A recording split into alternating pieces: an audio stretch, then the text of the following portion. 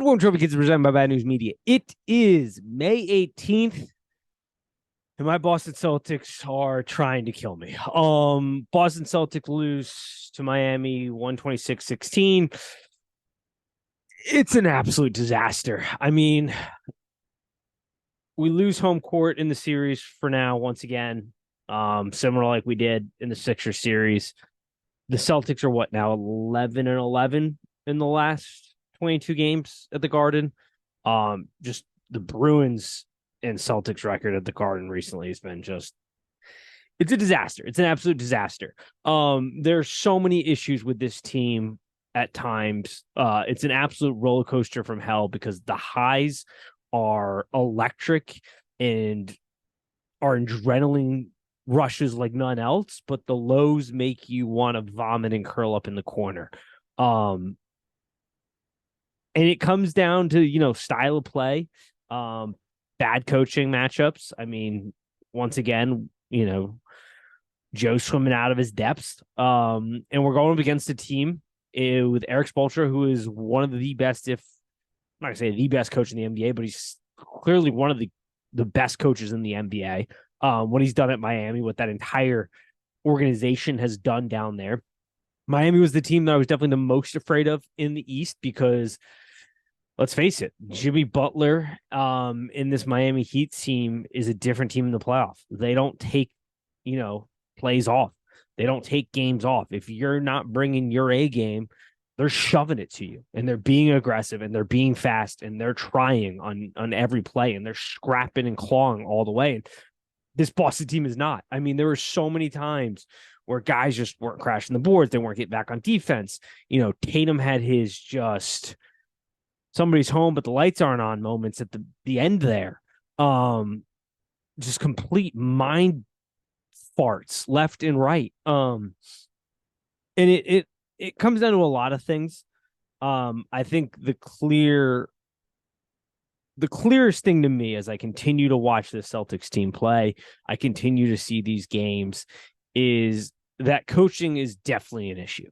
The Boston Celtics win and lose games purely on talent almost alone. Bill Belichick was in the building tonight. And we know Bill Belichick is the greatest situational coach ever. And if you ever seen, practice film or behind the scenes, he's always just throwing out random, things to guys, random situations that they might come across to kind of prepare them for any situation you might face in the game. This Celtics team has zero situational awareness, just zero, point blank, zero situational awareness. They have no idea what to do at any point in the game. It's simply like, let's play ISO ball. Let's hope Tatum's going off or Brown's going off. It's wildly inconsistent week to week. There's no real set plays you could go to really kind of get some things going. It's a disaster. That's why we're 11-11 at home. Have you ever seen a team this talented with a building that is that loud go 500 in the playoffs? The last 22 games here down the stretch, what are we doing? I don't think the series is lost by any stretch of the imagination. I always thought this series was going to go 6. I still believe the Celtics can win this series, but it's going to take something out of this Celtics team. They have a lot of just let's fuck around and see what happens mentality, and you can't have that against Miami. You can't take nights off. You've got to come ready to compete at every moment. And hopefully this is a wake-up call. We'll see. We should, Bam's going to have to play 7 feet tall and be an absolute force all the time. And we might be able to wear him down the paint. We've got more dudes to throw at him. Joe's got to be better. The team's just got to be better. That's that. Jimmy Butler, I mean, the Heat did what the Heat did. It's no surprise they're back here. It's no surprise that we have the 4 bubble teams here in the Eastern Western Conference Finals, because these teams, when it comes down to it, have dudes who just love ball. That's what it is, because that's what the bubble highlighted. The bubble highlighted because that's all you had. You had no distractions. It was essentially how good were you and how much do you love the game of basketball to stick it out with no distractions, nothing else. Everything is fair, level playing field. Like, no wonder these teams are back in the conference final championships. Their main stars are dudes who get after it. And that's what we got with the Heat culture. I mean, the Heat as an organization have done a phenomenal job. Eric Spoelstra, Pat Riley, the whole group of identifying a guy, Jimmy Butler, that they're gonna build their mentality around, and then they're gonna do an absolute phenomenal job developing guys that aren't high profile guys coming into the league. Like, this team is built in such a beautiful way that it requires your full attention at all times. Like, attention to details are going to be absolutely crucial. And the Boston Celtics they don't have that night in and night out. And that's Joe. That's coaching. Like, he's just out of his depths. And that will ultimately be the downfall if the Celtics do fall. I still think they'll win 6.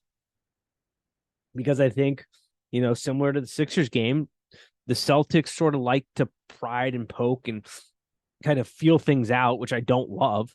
But they've always sort of been able to turn it on. And hopefully they can do that here in this series. They've clearly got the talent for them. They're the more talented roster. They've got the guys, but they got to bring their lunch pails every day. Plain and simple. Like, there were so many times where we were just launching up shots and nobody's crashing the boards, or nobody's getting back in transition defense. Guys are just calling the playoff. Defensively, it's a disaster. There's just no effort. Like, defense is an effort game, and we were a nightmare effort wise.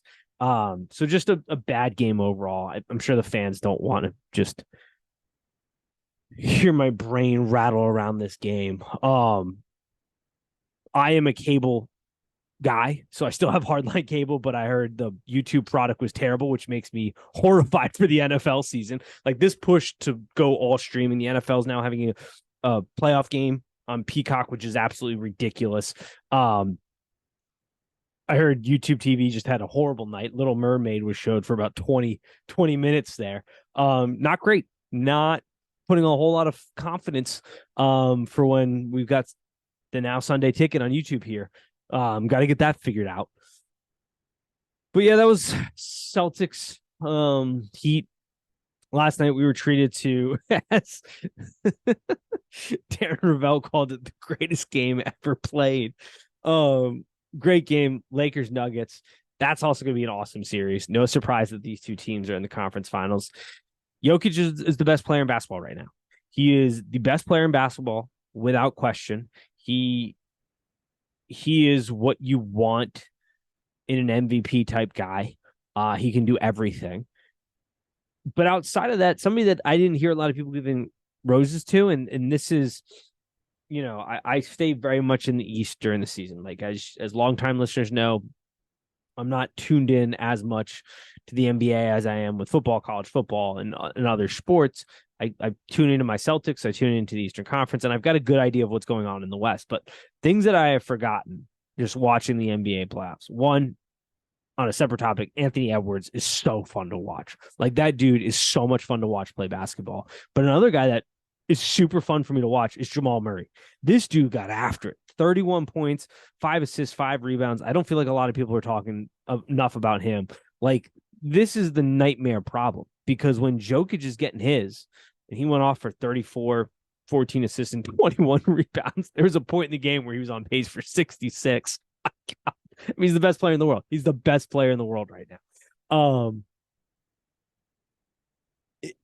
If those two guys are going, I don't see how the Lakers can win this series. You're gonna have to figure out something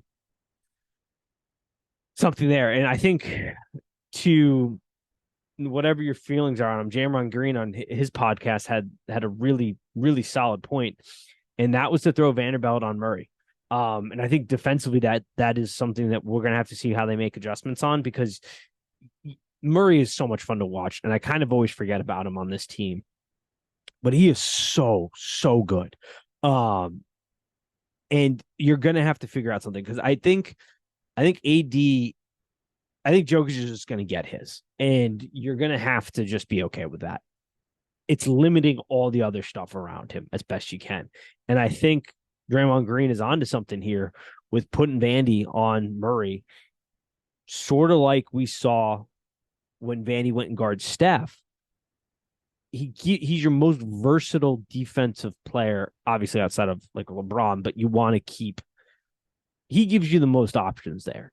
But that's gonna be a very fascinating series. Anthony Davis is obviously the key to that series. My biggest concern with that series is the same concern I had the last time.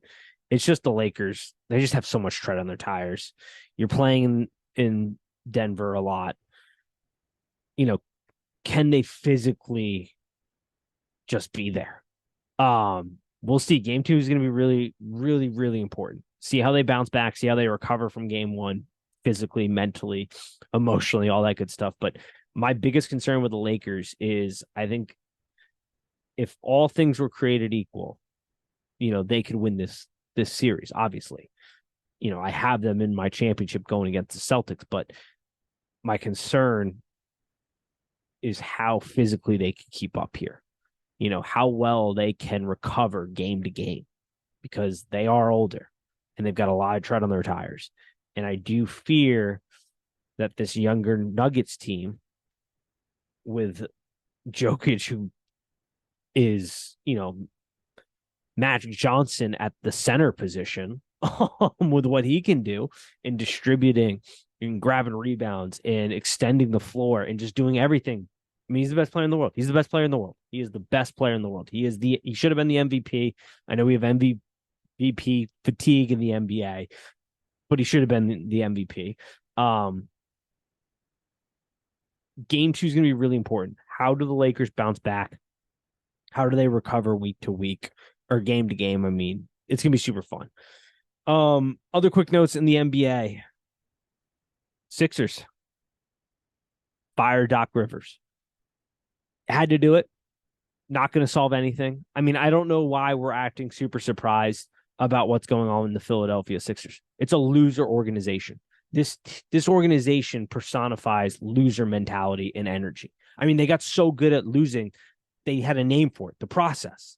Like, they took losing and professionalized it and try to make themselves out to be geniuses for just being a terribly run organization that are losers. Like, the Sixers are a loser organization. Everything about them is a loser organization. The fact, there's so much talk about like what they could do to get better. It's like, get a guy like Jimmy Butler on the roster. You had him, couldn't keep him because you're a loser organization. You have Doc. This series wasn't even Doc's fault. Like, you have to fire him after what had transpired there. But like, this is much more on Embiid and Harden. But the problem is Harden is who he is at this point in his career. He doesn't get better in series. He's sort of like the old dog you can't teach new tricks to. Like, he is who he is. And Embiid, sure, he's banged up here, but like, you're the MVP of the league. You got to be able to dig deeper into your pocket in a game 7 and provide more there. And he couldn't do it. And Embiid's a phenomenal basketball player. One of the best basketball players in the world, without question. Top 5 guy. But unfortunately, his style of play does not lend itself to what you need when you get down in a series or you're in a game 7 and you got a guy like Tatum going off for 51. You need the different type of player. You need a Jimmy Butler in that situation. And they don't have it, and they're not going to have it. And they're going to continue to lose because they're a loser organization. I don't know what else to tell you there.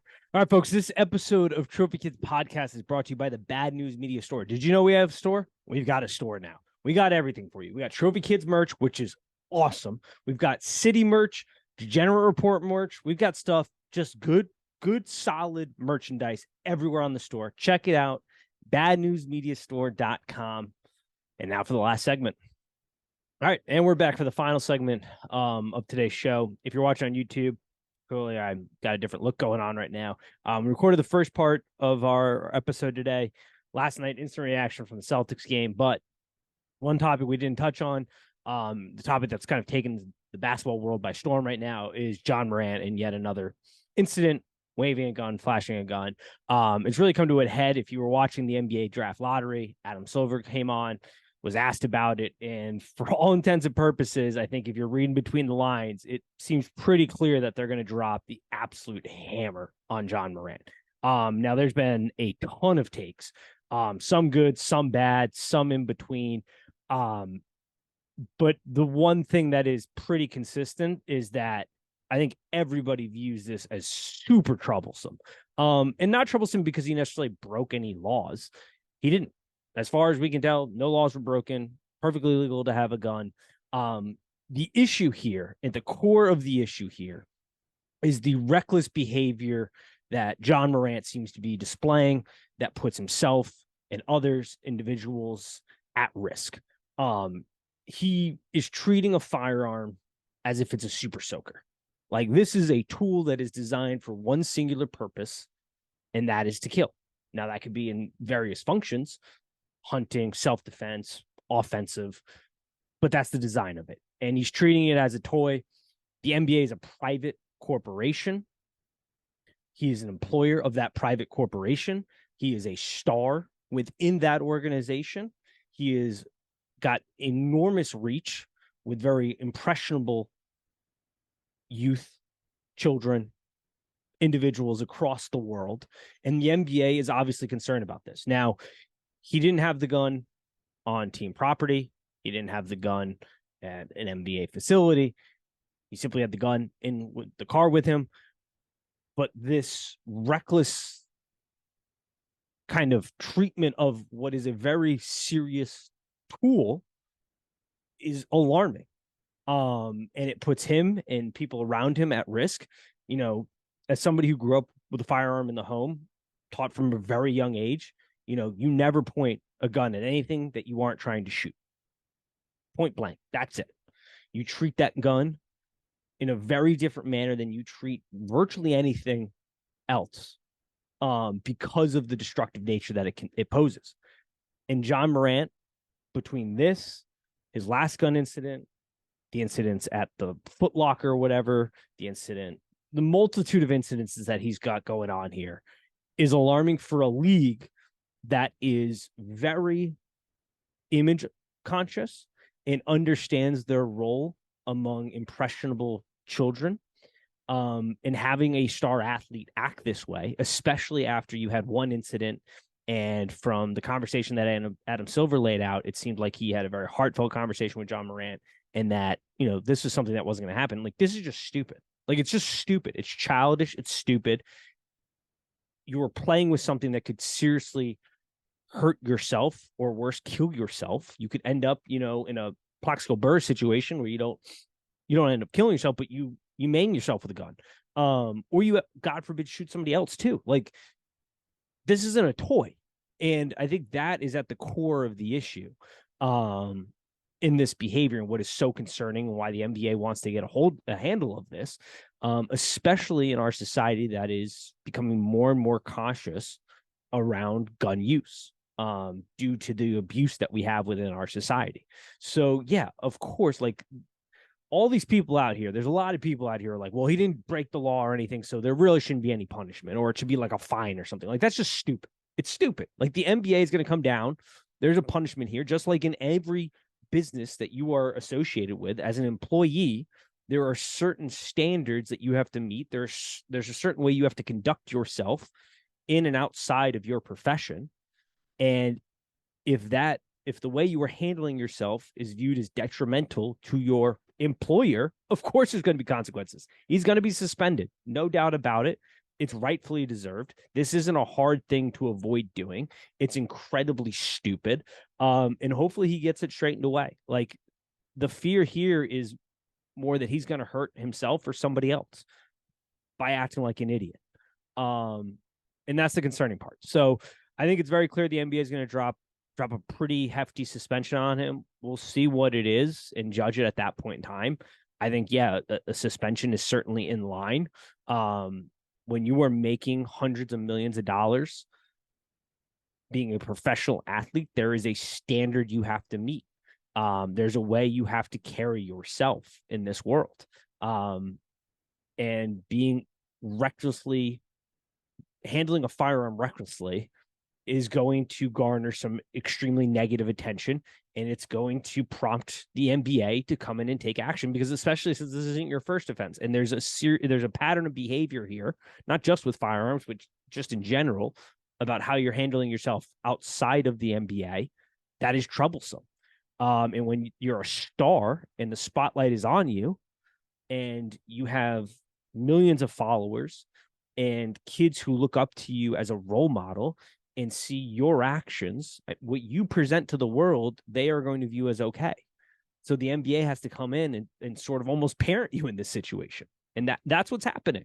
And that would happen in any part. And the conversations about, the larger society, JJ's out here talking about how politicians have no consequence. It's a totally different game. I'm not saying it's fair. Politicians get backlash all the time, but that's a very different thing. Their employer is their voting constituency. So if the constituency has a problem with it, they'll take action against it. The NBA is the employer, Ja Morant. They have an issue with it. They're going to take action with it. So that's really all it comes down to. It's super disturbing because, like I said, there are right and wrong ways to handle a firearm. At the end of the day, a firearm is a tool. The sole purpose of that tool is to kill. That's it. That's the design of that tool. And Ja Morant's out here treating it like it's a super soaker or a Nerf gun. Like, it's deeply concerning. And the NBA is going to take issue because this isn't the first time. Like, he's just being an idiot. He's being an idiot with something that can cause great harm to himself and those around him, and carrying it about recklessly with reckless abandonment. And so, yeah, fined in a suspension is probably coming down the pipeline. I think that's well in line. Hopefully he gets his act cleaned up and stops acting like a child. But we'll have to see. Hopefully somebody comes in